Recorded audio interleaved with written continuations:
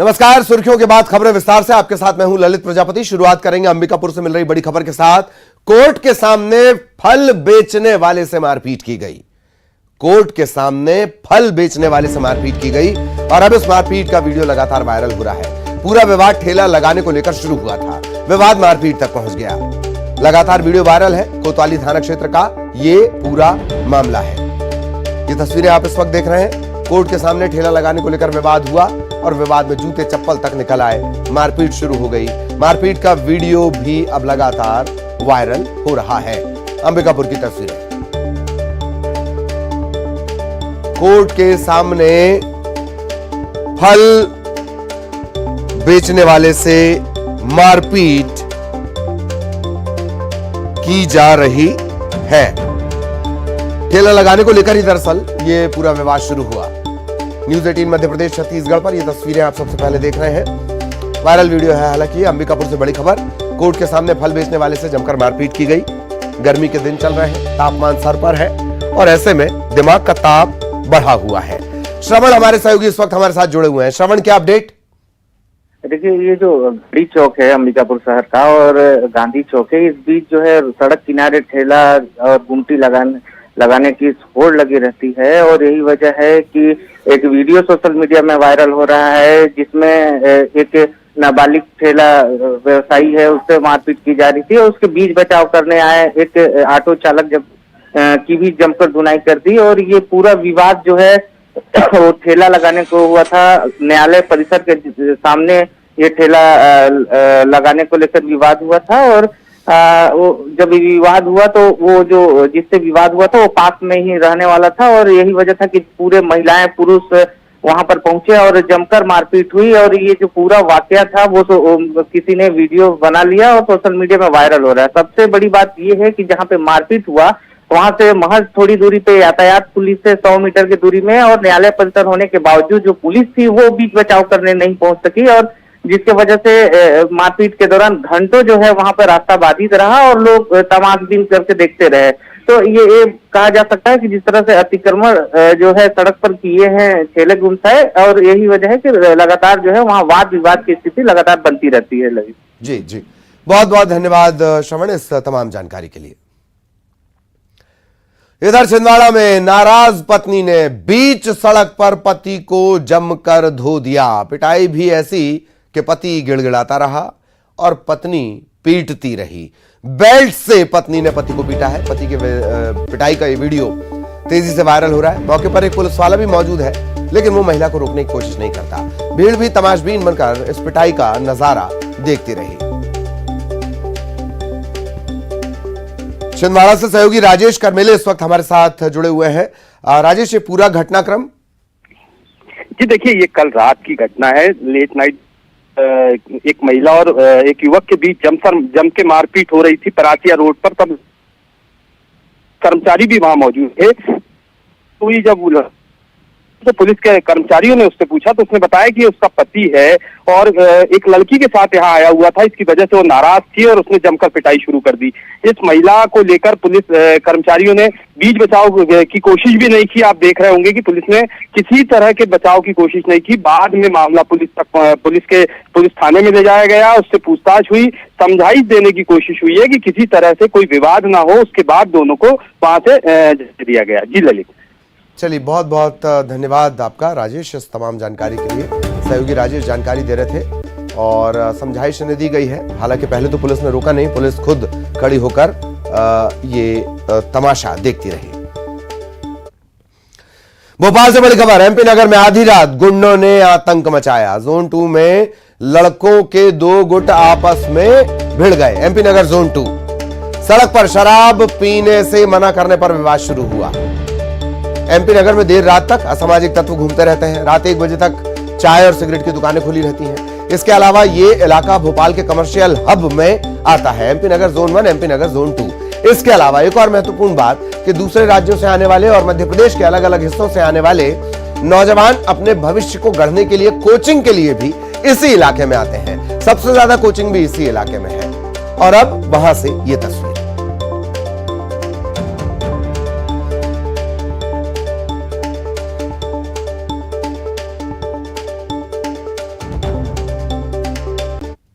और अब भोपाल से बड़ी खबर, आबकारी विभाग ने एक ढाबे पर बड़ी कार्रवाई की है। अमूल्या ढाबे पर बिना लाइसेंस के शराब परोसी जा रही थी, इस पर कार्रवाई की गई है। इतना ही नहीं, जो बैठकर शराब पी रहे थे 42 लोग, इन पर मामला दर्ज किया गया है। महंगी शराब जब्त की गई है, बियर की बोतलें जब्त की गई हैं। लगातार शराब परोसे जाने की शिकायत मिल रही थी, इसके बाद यह कार्रवाई की गई है। गार्डन का मालिक है विजय कुमार मिश्रा, गार्डन का संचालक है अमित दयाल, दोनों पर आबकारी अधिनियम के तहत मामला दर्ज किया गया है।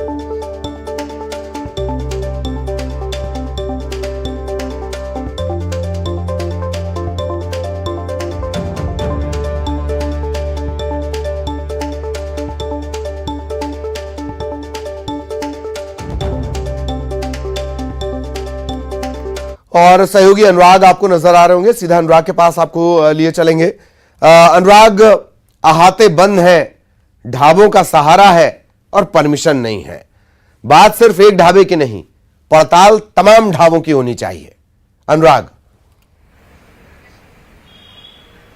बिल्कुल, देखिए, कार्रवाई लगातार जारी है और जिस तरीके से आबकारी नीति का ऐलान किया गया था और उसमें इस बात को शामिल किया गया था कि अब अहाते संचालित नहीं होंगे और यही वजह है कि अब ढाबों पर इस तरीके से शराब परोसे जाने और पिलाए जाने की खबरें निकल कर आती हैं। लेकिन आबकारी विभाग अब लगातार कार्रवाई कर रहा है, सिर्फ अमूल्य ढाबे पर ही नहीं बल्कि कई और ढाबों पर भी आबकारी विभाग के द्वारा दबिश दी जा रही है और रात में जो शराब पीते हुए मिलते हैं उनके खिलाफ आबकारी अधिनियम के तहत कार्रवाई भी की जाती है। तो अमूल्य ढाबे में भी 40 से ज्यादा लोगों के शराब पीते हुए मिलने के बाद उनके खिलाफ तो कार्रवाई की गई, लेकिन ढाबा संचालक के खिलाफ भी आबकारी अधिनियम के तहत कार्रवाई की गई है। तो राज्य सरकार ने जिस तरीके से अहाते बंद किए हैं, उसके बाद यदि कोई अवैध तरीके से, गलत तरीके से, अनाधिकृत तरीके से शराब पीता हुआ मिलता है तो उसके खिलाफ कार्रवाई की जाती है और उसी के तहत यह आबकारी विभाग अब एक्शन में नजर आ रहा है।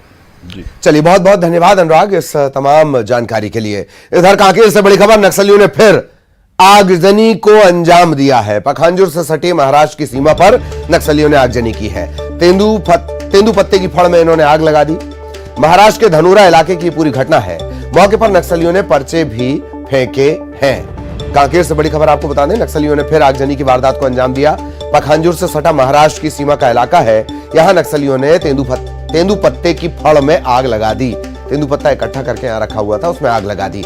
महाराष्ट्र के धनोरा इलाके की यह घटना है। नक्सलियों ने मौके पर एक पर्चा भी फेंका है।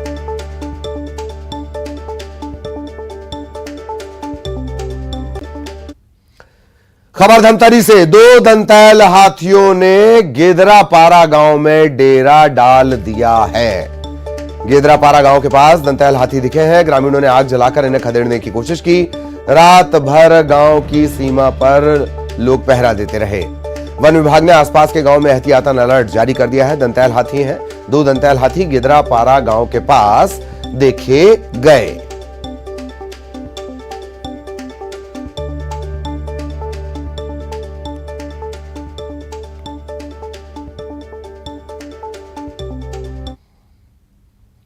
और अब आ रही है चौंकाने वाली खबर, रायपुर से बड़ी खबर। गार्ड से मोबाइल लूटने के मामले में गिरफ्तारी हुई। किसकी गिरफ्तारी हुई? 2 नाबालिग लड़कियां गिरफ्तार की गई हैं। इसके अलावा एक फरार युवक की भी तलाश जारी है। पुलिस ने लूट का मोबाइल जब्त कर लिया है। सिविल लाइन पुलिस की यह कार्रवाई है। 2 नाबालिग लड़कियां, लूट का आरोप, लुटेरी लड़कियां, इन्हें पकड़ा गया है। एक युवक फरार है, इसकी तलाश की जा रही है। लूट का मोबाइल जब्त कर लिया गया है।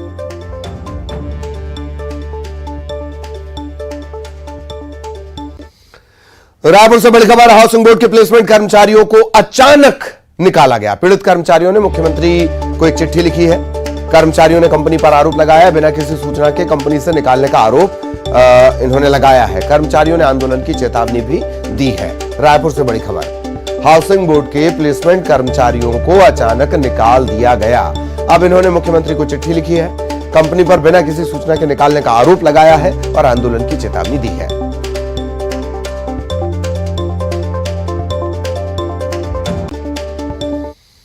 दिल्ली से बड़ी खबर, देशद्रोह कानून पर लॉ कमीशन ने केंद्र को अपनी रिपोर्ट सौंप दी है। आईपीसी की धारा 124A को बरकरार रखा जाना चाहिए। तमाम सरकारों ने कहा, हटाया किसी ने नहीं। अंग्रेजों के समय से देशद्रोह कानून आईपीसी की धारा 124A को बरकरार रखा जाना चाहिए, यह कह रही है रिपोर्ट। कानून के दुरुपयोग को रोकने के लिए दिशा निर्देश जारी किए जाएं। कानून को निरस्त कराने से देश की सुरक्षा पर प्रभाव पड़ सकता है। कुछ देशों के आधार पर इसे निरस्त करना ठीक नहीं। अभियुक्तों के खिलाफ विशेष कानून के तहत मुकदमा चलाने का सुझाव दिया गया है। 124A कानून 124A जिसकी बात हो रही है, आईपीसी की धारा 124A सबसे ज्यादा दुरुपयोग की श्रेणी में आती है। अब रिपोर्ट यह कह रही है कि भाई दुरुपयोग की वजह से तो रद्द नहीं कर सकते।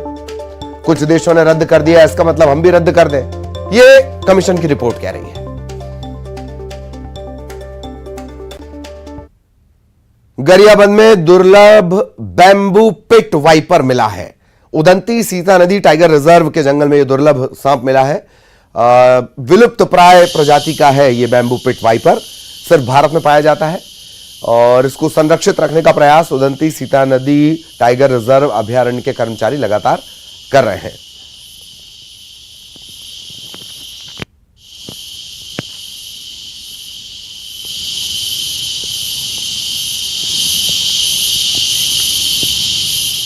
उदंती सीता नदी टाइगर रिजर्व के इलाके में मिला है। दरअसल ये दुर्लभ बैम्बू पिट वाइपर है, सिर्फ भारत में पाया जाता है। मध्य प्रदेश के कई इलाकों में, इससे पहले बैतूल की तस्वीरें हमने आपको दिखाई हैं, और भी कई इलाके हैं घनघोर जंगली इलाके, वहां पर यह दुर्लभ सांप मिलता है। और अब ये गरियाबंद में उदंती सीता नदी टाइगर रिजर्व इलाके में नजर आया है।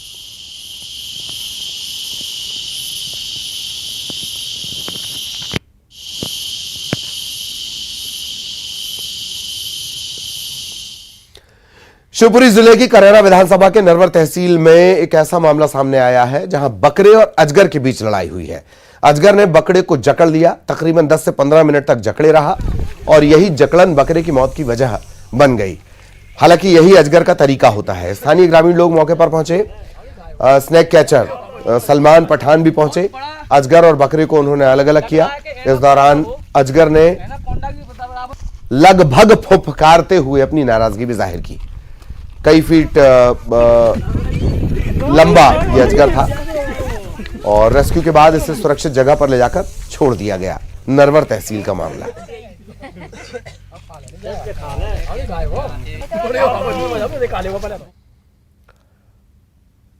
ओरछा में बनने वाले राम राजा लोक का पहला लुक सामने आ गया है।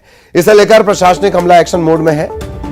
राम राजा लोक को लेकर कलेक्टर अरुण कुमार विश्वकर्मा ने आर्किटेक्ट और समस्त अधिकारियों के साथ राम राजा मंदिर प्रांगण और आसपास लगे स्थानों का निरीक्षण किया है। कलेक्टर अरुण कुमार ने जिले के जनप्रतिनिधियों समेत प्रशासनिक अधिकारियों और नगर के प्रबुद्ध लोगों के साथ बैठकर चर्चा कर सुझाव मांगे हैं।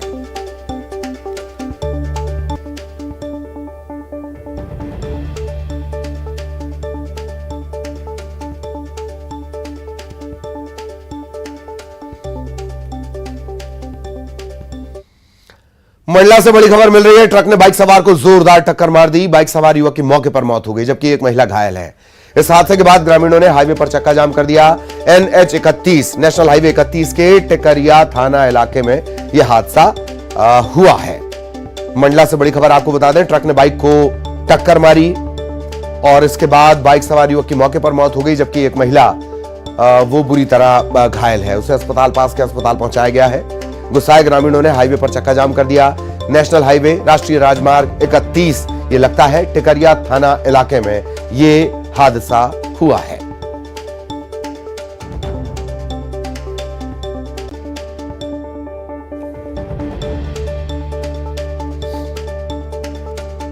तस्वीरें नाराज ग्रामीणों की आप देख रहे हैं।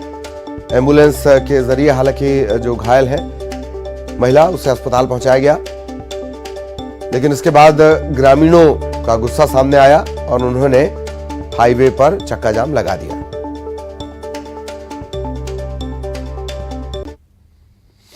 नसीरुद्दीन शाह ने द केरल स्टोरी फिल्म को लेकर स्टेटमेंट दिया है। एक्टर ने असल में फिल्म की सक्सेस पर सवाल खड़े किए हैं। उन्होंने इसे खतरनाक ट्रेंड बताते हुए कहा कि उनका यह फिल्म देखने का कोई इरादा नहीं है।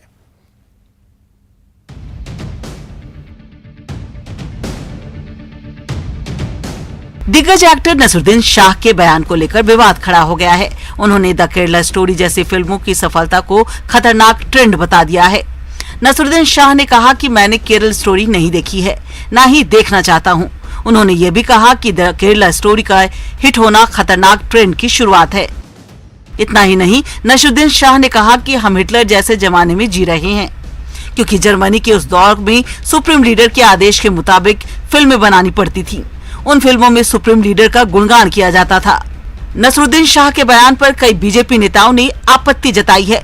मध्य प्रदेश में भी नसरुद्दीन शाह के इस बयान का विरोध किया जा रहा है। बीजेपी का कहना है कि कुछ फिल्मी हस्तियां सांस्कृतिक प्रदूषण फैलाना चाहती हैं। बीजेपी नेता दीपक विजयवर्गीय ने कहा कि पिछले 5-6 सालों से नसरुद्दीन शाह इस तरह की बयानबाजी कर रहे हैं, जिससे अपराधियों के हौसले बढ़ रहे हैं। इस तरह के फिल्मकार सांस्कृतिक प्रदूषण के पैरोकार हैं और नसरुद्दीन शाह पिछले 5-7 वर्षों से इस तरह की बयानबाजी करते रहे हैं, जो अपराधियों के हौसले बुलंद करने के लिए है, सांस्कृतिक प्रदूषण फैलाने के लिए है। और मैं समझता हूं कि लव जिहाद की जो जिस तरह की घटनाएं होती हैं उनके खिलाफ मुस्लिम धर्म के जो कर्ता धर्ता हैं उनको सामने आना चाहिए, तभी इस पर आरोप लगाने की कोई गुंजाइश नसरुद्दीन शाह दूसरे लोगों की सही मानी जा सकती है। लेकिन अगर इन सारी घटनाओं को शह दी जा रही है, इस देश में इसको इस्लामीकरण का एक औजार बनाया जा रहा है, तो ये घातक है और मुझे लगता है कि नसरुद्दीन शाह भी उसका एक औजार है। उधर नसरुद्दीन शाह के बयान के बहाने कांग्रेस ने एक बार फिर बीजेपी पर निशाना साधा है। कांग्रेस का कहना है कि बीजेपी फिल्मों के जरिए मुद्दों से भटकाती है। हालांकि पार्टी ने नसरुद्दीन शाह के बयान का समर्थन भी नहीं किया है। भारतीय जनता पार्टी फिल्मों के आधार पर अपना एजेंडा सेट करती है ताकि समाज के मुख्य मुद्दों से ध्यान भटकाया जा सके। नसरुद्दीन शाह हों चाहे भाजपा के नेता हों, इन लोगों को ओलंपिक पदक विजेता बच्चियों के बारे में भी बयान देना चाहिए, जो भाजपा के सांसद से पीड़ित होकर महीनों से धरने पे बैठी हैं, अपने पदक लौटाना चाहती हैं। और देश प्रदेश में जिस तरह के महिला अपराध हो रहे हैं उसके ऊपर भी बयान देना चाहिए। कांग्रेस पार्टी मानती है कि फिल्म केवल और केवल फिल्म है, इसका हकीकत से कहीं कोई वास्ता नहीं होता है। नसरुद्दीन शाह का कहना है कि अफवाह, भीड़ और फराज जैसी बेहतरीन फिल्मों ने बॉक्स ऑफिस पर दम तोड़ दिया, लेकिन द केरल स्टोरी जैसी फिल्म बड़े पर्दे पर धमाल मचा रही है। शाह इसे खतरनाक ट्रेंड मानते हैं, लेकिन बीजेपी का कहना है कि अगर कोई ऐसा गंभीर मुद्दा है जो समाज से जुड़ा है और समाज को जगाने का काम करता है, तो ऐसे मुद्दों पर फिल्म बनाने में किसी को क्यों दिक्कत होनी चाहिए। फिल्म को इतनी कामयाबी मिल रही है, जो इस बात का सबूत है कि लोगों ने इस फिल्म को पसंद किया है। भोपाल से शैलेंद्र भदौरिया के साथ ब्यूरो रिपोर्ट, न्यूज़ 18।